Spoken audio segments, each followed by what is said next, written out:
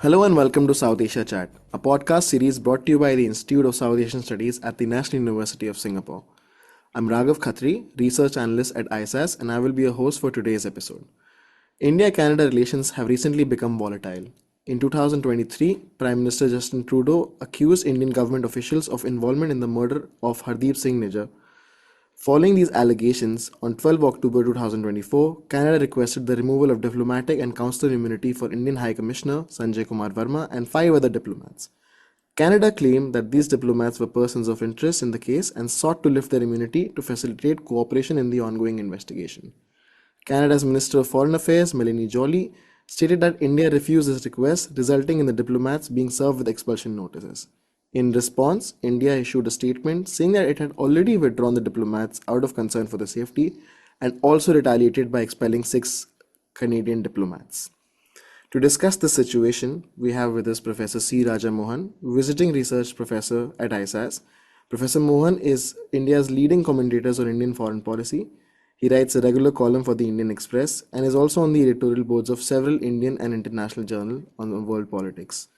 Welcome, Professor Mohan. Thank you, Raghav. Thank you for inviting me. Yeah, so all right, I'll just dive into my first question for you. Prof. Mohan, what does the diplomatic standoff imply for India and Canada's relationship? Look, I don't think India's relationship with Canada has hit such a low point as we are at now.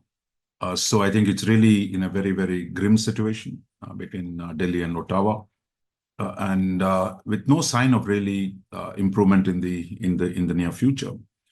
So withdrawal of diplomats at the highest level means actually there's very few people to service the needs of the two governments, which need to have a lot of interaction. So the capacity of the missions to service the needs, whether it's a consular requirement, large number of people who want to travel on visas, given the size of the Indian population, Indian origin population in Canada, their ability to access consular services will be under stress. And more broadly, a small mission means actually their ability to work on cooperative agenda also declines. So that's all the consequence of where we are. But I think the situation is really grim between India and Canada at this point, and it doesn't look like it'll get better anytime soon. So I think we might as well brace ourselves to things to get worse before they get any better. All right, thank you so much for that. And Professor Mohan, parallelly in the United States also there has been allegations that Indian government officials were involved in an attempt to murder or an assassination plot for Gurpreet Singh Pannu. And in this case, we are seeing India in some way or the other cooperating with the United States. So why is that India is, I mean, in some way looking to cooperate with the United States, but having a diplomatic row with Canada regarding the Niger case? I think the government of India has made it very, very clear that the US had given credible information to work on. And the moment the US got into this case, India immediately responded last year with the promise that it will look into these issues. And over the last few months, after investigations, India had set up an inquiry committee based on the inputs provided by the United States. And since then, the inquiry committee had gone to Washington a couple of weeks ago, engaged the US government, and identified the suspect who might have organized this killing, attempted killing. There was no killing in the United States. The attempted killing of a US citizen, Mr. Panun. So I think that, and the Indians say Canada has not given them any credible evidence to investigate. And they see Canada playing politics with it. For example, the US government, Delhi is not accusing the US government of playing politics with the Khalistani issue or using the Indian origin community for its own political benefit. But those are exactly the charges against Canada, that the Canadian government has turned it into a political slugfest, and that it is using this issue for its own political gains at home. So here I think it's important to we're not talking about Canada as a government as a whole, but the ruling party, uh, the Liberal Party, that depends on the Sikh vote, and that it is using this for its political gains rather than treat it as a complex issue that needs to be done in collaboration and cooperation with the Indian government by providing a substantive and credible evidence. Thank you so much for that, Professor Mohan. That was very insightful. Going forward, what might be the probable future look like for India-Canada relationships? Are we anticipating any kind of sanctions from both countries? Look, I think, as I said, the situation is pretty grim. So I think there is very little communication now. Most of the potential off-ramp, as the Americans call the solutions to de-escalate this crisis. There's nothing on the cards at this point. My sense is I'm not sure about sanctions, but there's been no talk about Canada imposing sanctions. But I think if Canada does that, I think India will also retaliate in some form or the other. Right now, we're not going there in terms of what are the costs, but right now it is still in the political domain, and where Canada is making it a big issue, and India has responded with fairly strong reaction by blaming Mr. Trudeau, and it's even started using the term Trudeau regime as opposed to the government led by Trudeau. So I think tempers are running very, very high in Delhi, and surely with the government led by Mr. Trudeau in Ottawa. So I think we got to see how this plays out in terms of Canadian domestic politics. It's also become a political issue within Canada because Mr. Trudeau has become unpopular. The opposition party, while it has broadly agreed with the proposition that no foreign killing on Canadian soil will be accepted, it's also raising questions about Trudeau's conduct in terms of how he has dealt with this issue. So I think it's now a major issue in Canada's domestic politics as Canada approaches an election, which is surely must be held before October next year. So I think it'll get more political traction, and that's where I think we are headed. Right. And Prof. Mohan, what are some de-escalatory measures that both countries can take in situations like these? Look, I think in even the worst of crises, governments keep channels open, and they avoid making, the charges personal. That countries have problems, sometimes it's serious problems. But I think the whole purpose of diplomacy, of diplomatic missions, is really to keep those contacts open. But I think, and in many cases, when even countries don't have diplomatic missions, the intelligence agencies tend to provide a valuable back channel. But unfortunately, in this case, the whole question of the last resort, shall we say, of the intelligence channels, they themselves have now become part of the political problem, with both sides accusing each other.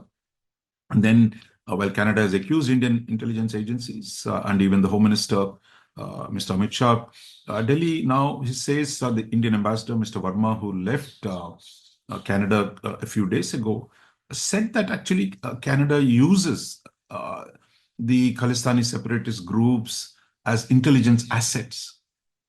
That's a serious charge too, just as the Canadian reference to Mr. Amit Shah.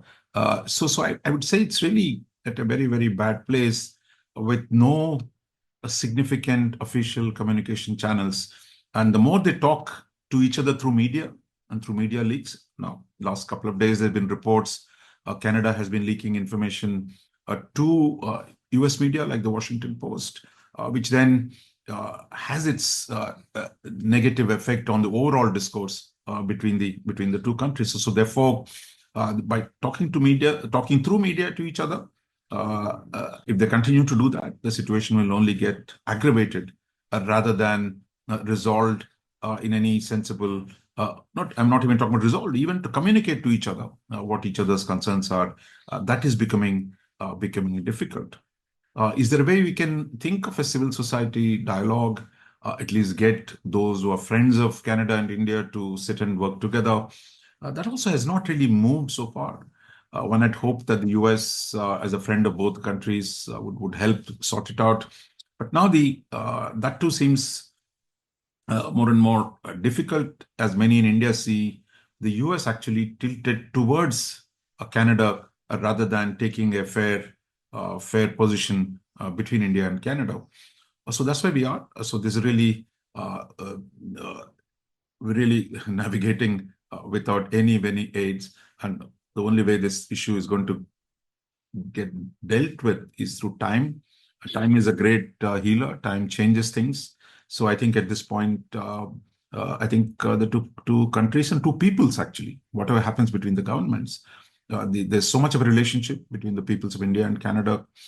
Canada is a large economy, a large number of Indians there. After all, Canada is a G7 country. India is going to be one of the largest economies in the world. So I think the potential damage to the bilateral relationship is quite high. Right. Prof. Mohan, earlier you mentioned that there's a significant Indian student community in Canada. So what might these relations, these diplomatic standoffs, expulsion of diplomats, mean for the Indian student community in Canada? No, I think there is the immediate question of, as I said, consular services. How do they get access to consular services in those students in Canada, with the Indian mission not operating? Of course, creates a whole range of problems. But I don't think this issue has directly affected the Indian students there. What is affecting Indian students in Canada is something different.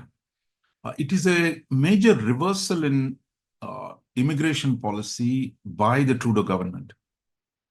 A couple of years ago, the Trudeau government took a major calculated decision to increase immigration, because during the pandemic, Canada found it really short of people to do various services, and that one way of boosting Canadian economy was through increasing the levels of immigration. So the dramatic expansion of the doors for Indian immigration happened about a couple of years ago, and India and Indian students now are a major source of immigration into Canada. But unfortunately, now Canada has reversed that decision thanks to Mr. Trudeau's change of mind. So therefore, now what was a welcoming government just a few years ago is cutting down, wants to reduce the flow of information and the conditions under which the immigrant students and professionals work. So that is the real source of the problem, rather than this dispute over what India has done or did not do in Canada in relation to the assassinations that have taken place. And Prof. Mohan, what might be the course of action by the Five Eyes if these accusations gain further steam? I think Five Eyes are probably the closest grouping that we have in the international system. These are the Anglo-Saxon countries with very deep cultural, political, and intelligence and defense cooperation between themselves. So what we've seen happen is really the other, US is already involved in a big way.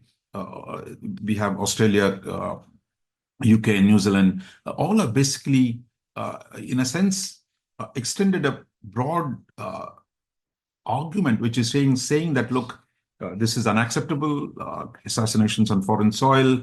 Therefore, this issue must be dealt with seriously and purposefully. I think, but there is a question of slight nuance between the different positions, that some wanting to see more evidence, while others saying really putting most of the blame on India. So I would say really at this point of time, the Five Eyes makes it a much more, shall we say, broader issue.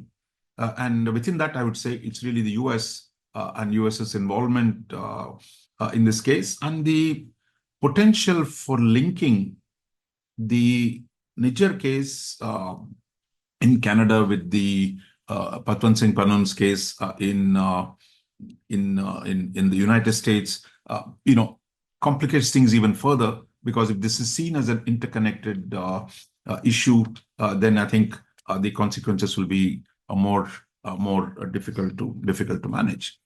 But Raghav, I want to talk about a broader problem here. Really, it is really I think this whole episode is a points to a need for much greater cooperation between the security and the intelligence establishments between in India and the Five Eyes. What we're seeing happen is there is an expanding Indian migration, outward immigration, and most of this movement of Indian people, Indian professionals, or family-based immigration, most of it is towards these five English-speaking countries. The US, it's already reached 5 million people. In Canada, it's close to 2 million, I believe. And in UK too is a fairly, it is again 1.7 million. You have close to 1 million people in Australia and maybe about 300, 400,000 in New Zealand. And these form substantive components of domestic politics of the Five Eyes. And as a proportion of the domestic population, while the US has the largest number of Indian immigrants, as a proportion of the local population, it's quite high in Canada, in UK, and in Australia and New Zealand too. We'll get there. So what we're beginning to see is the intersection of India's domestic politics and the issues that come up in any natural democracy. They intersecting with the domestic political mobilization of the diaspora in the host countries. That is the local politics, because all of us are democracies. Therefore, the retail politics of mobilizing the diaspora vote in the Five Eyes connects with the domestic politics in India, where contentious issues, like we saw in the farmers' agitation, where you saw many governments actually, or the Punjab activists internationally stepping into that issue. So I think what the Nijjar and the Panun episode tell us is, as this population levels continue to grow, because there's no question that the size of the Indian diaspora in the English-speaking world will continue to grow, then the question is, incidents like what we've seen happen now, there's a greater danger of these arising from the intersection of the two, the politics of India and the politics of the Five Eyes. So I think we need some norms, some rules, some way in which red lines are drawn and respected, and where the intelligence agencies can actually tip off each other, warn each other of the potential dangerous developments that are unfolding. So I think over the longer term, I think India and the Five Eyes need mechanisms to cope with this fundamental growth of Indian origin population in the English-speaking world. Thank you so much, Prof. Mohan. This was very comprehensive and insightful. It's very interesting that you mentioned that how India's domestic politics is also, being affected by the number, like the increase in the number of people going from India to the Five Eyes countries. And in this particular case with Canada, like what might be the possible domestic impacts this diplomatic role has on India, particularly in the state of Punjab? Look, I don't see any major effect actually. This way, the part of the problem is the way the legal arguments are framed, are being framed in Canada and even in the US. The Khalistani movement is actually thriving only in Canada and a bit in the United States, but it is not a force in Indian politics, nor is it a separatist sentiment dominant among the Indian Sikh community in Punjab itself. So what this whole episode has done is really to revive an idea that has long disappeared as any serious, credible force within India. Therefore, I think I don't see whether Canadian politicians or the US legal system understand the state of play in Punjab, because they simply frame it as Khalistani activists, their rights, rather than seeing the true nature of that force and how conflating that with the larger Indian Sikh community or the Indian Punjabi community. So I think there are big mistakes being made in both US and Canada. But India, on the other hand, I think must educate the populations, the leaderships in Canada, not just the ruling party, but the opposition parties. Tell them the true state of affairs. Because India, actually, there's a genuine concern in India that there is a permissive environment for the operation of these groups. For example, in Canada, the idea that you can have regular floats celebrating the assassination of Indira Gandhi. And I think the Canadians have been quite insensitive, I would say, in simply saying this is all freedom of speech. Look, I think most countries have laws against hate speech, and the actual threats that are being issued. For example, the last few days, there's several Indian Airlines flights had to be cancelled. And Mr. Panun, sitting in on the day of anniversary of assassination of Indira Gandhi, he says, "Look, nobody should travel by Air India." And even this, is kind of there is a pretense or that this is all okay. It's okay with us. This is the argument in Canada and the US because this is all freedom of the speech. But I think that kind of an approach actually angers India even more and allows us, a small group of extremists in Canada and the US to hijack this issue. So I think India has a task of really reaching out, explaining to the political class in the US and Canada.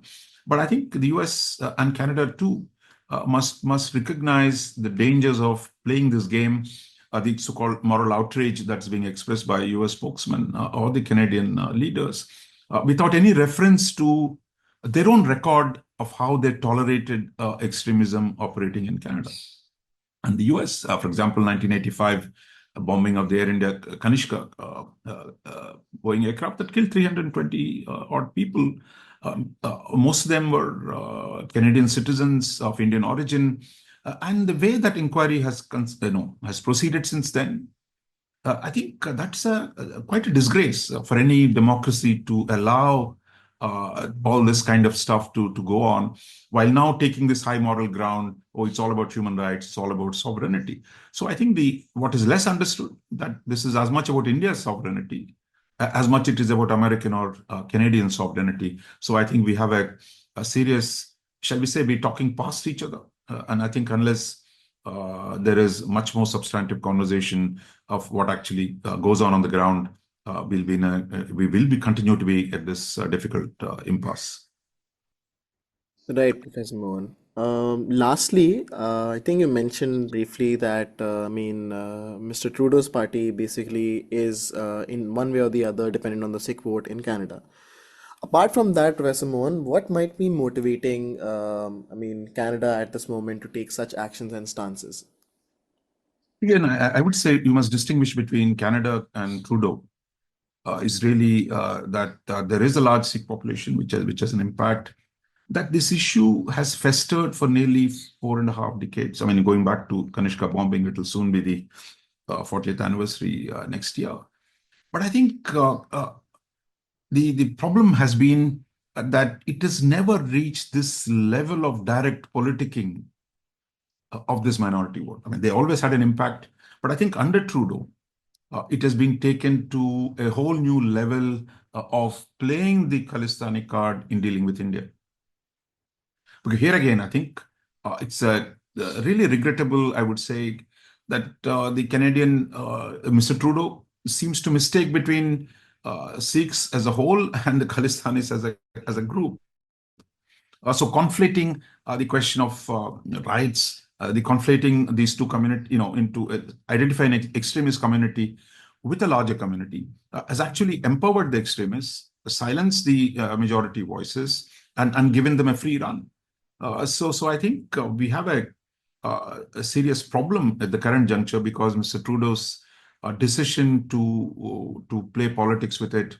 All democracies, we know people play politics with the voting blocks, vote bank politics, but I think it's never been as bad as it is under Mr. Trudeau. But so the hope is, as the costs of this episode mount, there will be a fresh look both in India as well as in Canada. Canada must review the costs on the Indian side. Look, I think there are calls today in India who are saying that, look, whatever has happened, what are the problems on the Canadian side? The time has come for India to review the functioning of India's intelligence agencies. If this was a rogue operation, then it must be now India must undertake the reforms and institutional inquiries to prevent the occurring of this kind of episodes, because the damaging effect of this rogue incident on the bilateral relationship with some of India's most important partners is also real. So therefore, I think within India, I think India needs to take a fresh look. And many opposition parties, many others who are calling for such a reform of the intelligence agencies and their functioning and bring a greater accountability. So I think there is quite a bit of work that Canada needs to do to better understand what's going on, to better look inwards and see the damage they've done by its permissive environment to the extremist groups. And in India, I think it's a recognition. There must be a clear recognition that India can't take its law into its own hands, and that it can't allow rogue operations like this to undermine a valuable bilateral relationship. So hopefully, we must always live in hope. Hopefully, both sides will learn some lessons and respond to it, if not immediately, in the not too distant future. Thank you so much for the wonderful insights, Prof. Mohan. Thank you. It's a pleasure being with you guys. You are listening to South Asia Chat. To learn more about our work, please visit us at isas.nus.edu.sg. You can also get updates from our social media platforms. We are on Facebook, Instagram, LinkedIn, and Twitter.